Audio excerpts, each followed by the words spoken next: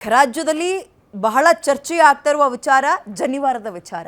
ಧಾರವಾಡದಲ್ಲಿಯೂ ಕೂಡ ವಿದ್ಯಾರ್ಥಿಯ ಜನಿವಾರಕ್ಕೆ ಕತ್ರಿ ಹಾಕಿಸಲಾಗಿತ್ತಂತೆ. ತಡವಾಗಿ ಬೆಳಕಿಗೆ ಬರ್ತಾ ಇದೆ ಪ್ರಕರಣ. ಇದು ಧಾರವಾಡದ ಪ್ರಕರಣ. ಬೀದರ್ ಮಾತ್ರ ಅಲ್ಲ, ಶಿವಮೊಗ್ಗ ಮಾತ್ರ ಅಲ್ಲ, ಧಾರವಾಡದಲ್ಲಿಯೂ ಘಟನೆಯಾಗಿದೆ. ಲೇಟ್ ಆಗಿ ಗಮನಕ್ಕೆ ಬರ್ತಾ ಇದೆ.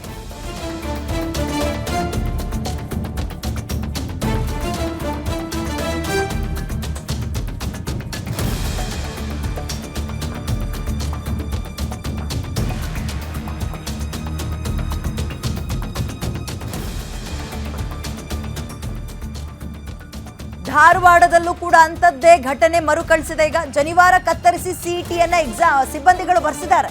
ಧಾರವಾಡದ ಹುರಕಡ್ಲಿ ಕಾಲೇಜ್ನ ಪರೀಕ್ಷಾ ಕೇಂದ್ರದಲ್ಲಿ ಆಗಿರೋ ಘಟನೆ ಇದು. ನಂದನೇರಿ ಎಂಬ ವಿದ್ಯಾರ್ಥಿಯ ಜನಿವಾರಕ್ಕೆ ಕತ್ರಿ ಹಾಕಿದ್ದಾರೆ, ಅಂದ್ರೆ ಕಟ್ ಮಾಡಿ ಬಿಸಾಕ್ಸಿದ್ದಾರೆ. ಪರೀಕ್ಷಾ ಕೇಂದ್ರ ಪ್ರವೇಶಿಸುವಾಗ ಜನಿವಾರವನ್ನ ಸಿಬ್ಬಂದಿಯೇ ಕತ್ತರಿಸಿದಾರಂತೆ. 2 ದಿನಗಳ ಬಳಿಕ ಹೊಸ ಜನಿವಾರ ಧಾರಣೆ ಮಾಡಿದ್ದಾರೆ. ಅಂದ್ರೆ ಅವ್ರ ಮನೆಗೆ ಹೋಗಿ ಏನೆಲ್ಲ ವಿಧಿವಿಧಾನಗಳಿರುತ್ತೆ ಅದರ ಜೊತೆಗೆ ಒಂದು ಜನಿವಾರ ಹಾಕೊಂಡಿದ್ದಾನಂತೆ ಆ ವಿದ್ಯಾರ್ಥಿ. ಸಿಬ್ಬಂದಿಯ ನಡೆಯಿಂದ ಪರೀಕ್ಷೆಯನ್ನು ಸರಿಯಾಗಿ ಮಾಡಿಲ್ಲ, ಮಾನಸಿಕವಾಗಿ ಕಿರಿಕಿರಿ ಆಗುತ್ತಲ್ವ. ಮತ್ತೆ ನೊಂದ ವಿದ್ಯಾರ್ಥಿನಿ ನಂದನ್ ಅಳಲನ್ನ ವ್ಯಕ್ತಪಡಿಸಿದ್ದಾರೆ. ಒಂದು ಪ್ರಶ್ನೆ, ಇಷ್ಟು ವರ್ಷ ಇಲ್ದಿದ್ದು ಈಗ ಇದ್ದಕ್ಕಿದ್ದಂತೆ ಯಾಕೆ ಈ ಘಟನೆ ಆಗ್ತಾ ಇದೆ? ಬೀದರ್ ಮಾತ್ರ ಅಲ್ಲ, ಶಿವಮೊಗ್ಗ ಮಾತ್ರ ಅಲ್ಲ, ಧಾರವಾಡದಲ್ಲೂ ಆಗಿದೆಯಂತೆ.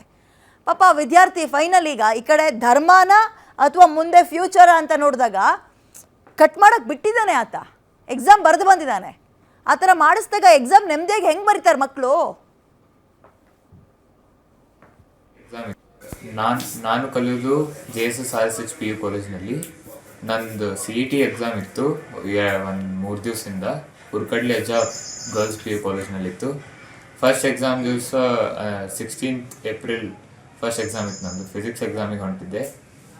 ಅಲ್ಲೇ ಚೆಕಿಂಗ್ ಮಾಡೋಬೇಕಾರೆ ನನ್ನ ಜನಿವಾರ ಕಾಣ್ತದೆ ಪೊಲೀಸ್ ಆಫೀಸರಿಗೆ ಕಂಡ್ಮೇಲೆ ಅವ್ರೇನಂದ್ರು ಅದನ್ನು ತೆಗಿಬೇಕಾಗ್ತದೆ, ಅಲೌ ಮಾಡೋದಿಲ್ಲ ಒಳಗೆ ಎಕ್ಸಾಮ್ ಬರಲಿಕ್ಕೆ ಅಂತಂದರು. ನನಗೇನು ಮಾಡ್ಬೇಕಂತ ಗೊತ್ತಾಗಲಿಲ್ಲ. ನನಗೆ ಎಕ್ಸಾಮ್ ಟೆನ್ಷನ್ ಇತ್ತು. ಅದಕ್ಕೆ ನಾನು ಅಲ್ಲೇ ಬೇರೆಯವ್ರು ಇದ್ದರು, ಅವರಿಗೆ ನಾ ಏನಂದೆ ಒಳಗೆ ಹೋಗಿ ನಾನು ಜನಿವಾರ ತೆಗೆದು ಬ್ಯಾಗ್ನ ಇಟ್ಕೊಂಬರ್ತೇನೆ ಅಂತಂದೆ. ಅವರೇನಂದ್ರು ಅಷ್ಟು ಟೈಮ್ ಇಲ್ಲ ಈಗ, ಅದಕ್ಕೆ ನಾ ಜನಿವಾರ ಕಟ್ ಮಾಡಿಬಿಡ್ತೀನಿ, ಆಮೇಲೆ ಎಕ್ಸಾಮ್ ಬರ್ಲಿಕ್ಕೆ ಹೋಗಿರಿ ಅಂತಂದು. ಆಮೇಲೆ ಏನು ಮಾಡಿದ್ರಿ? ಆಮೇಲೆ ಏನಿಲ್ಲ, ಅದು ಜನಿವಾರ ಕಟ್ ಮಾಡಿದ್ರು.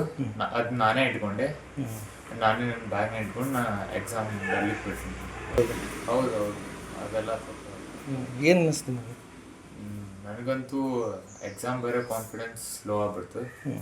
ಅಂದರೆ ಕಟ್ ಮಾಡಿದ ಬಗ್ಗೆ ವಿಚಾರ. ನೀವು 14ನೇ ತಾರೀಕು ಪರೀಕ್ಷೆಗೆ ಹೋಗಿದ್ದೀರಿ, CET ಪರೀಕ್ಷೆಗೆ. ಮೊದಲ ಫಿಸಿಕ್ಸ್ ಇತ್ತು, ಎಂಟ್ರೆನ್ಸ್ ಆಗಿ ಅವ್ನು ಪೊಲೀಸ್ ಹಿಡಿದಾರೆ. ಅವ್ನು ಅಂಗಿ ಒಳಗೆ ಅದು ಜನಿವಾರ ಕಂಡದ.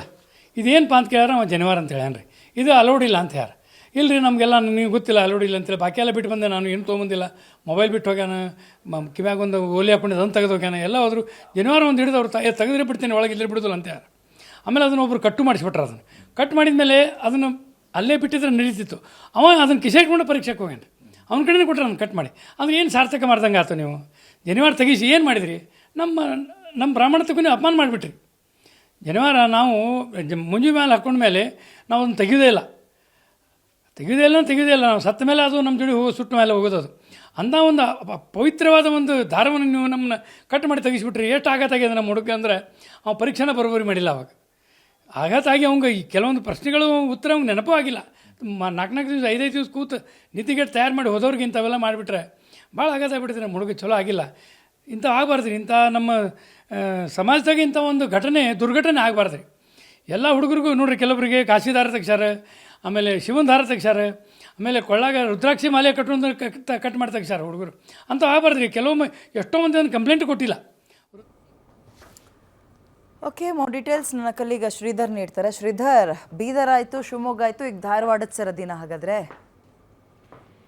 ಖಂಡಿತ ವಿದ್ಯೆ, ಈಗಾಗಲೇ ಜನಿವಾರ ಕಟ್ ವಿಚಾರ ಈಗಾಗಲೇ ರಾಜ್ಯಾದ್ಯಂತ ತೀವ್ರ ಆಕ್ರೋಶಕ್ಕೆ ಕಾರಣ ಆಗ್ತಿದೆ. ಈಗಾಗಲೇ ಹಿಂದಿನ ಸರ್ಕಾರ ಮಾಡಿದಂತಹ ಒಂದಿಷ್ಟು ಘಟನೆಗಳು ಮತ್ತೆ ಈ ಸರ್ಕಾರದಲ್ಲೂ ಕೂಡ ಅವೇ ಆಗ್ತಾ ಇದೆ. ಆದ್ರೆ ಹಿಂದಿನ ಬೇರೆ ಈಗಿನ ಬೇರೆ ಅನ್ನೋ ರೀತಿ ಆಗ್ತಾ ಇರುವಂತ ಇದು ನೇರವಾಗಿ ಟಾರ್ಗೆಟ್ ಆಗಿರುವಂತ ಕಾರಣಕ್ಕೂ ಕೂಡ ಆಗ್ತಾ ಇರೋದು. ಯಾಕಂತಂದ್ರೆ ಈಗಾಗಲೇ ಈ ಒಂದು ಏನಿದೆ, ಈ ಒಂದು ನಂದನ್ ಏರಿ ಅನ್ನುವ ವಿದ್ಯಾರ್ಥಿ ಇರ್ತಾನೆ, ಅವನು CET ಎಕ್ಸಾಮ್ ಅನ್ನ ಬರೆಯಕ್ಕೆ ಹೋದಂತ ವೇಳೆಯಲ್ಲಿ ಅಲ್ಲಿನ ಒಂದಿಷ್ಟು ಸಿಬ್ಬಂದಿಗಳು ಆತನ ಜನಿವಾರವನ್ನ ನೋಡ್ತಾರೆ. ಜನಿವಾರ ನೋಡಿ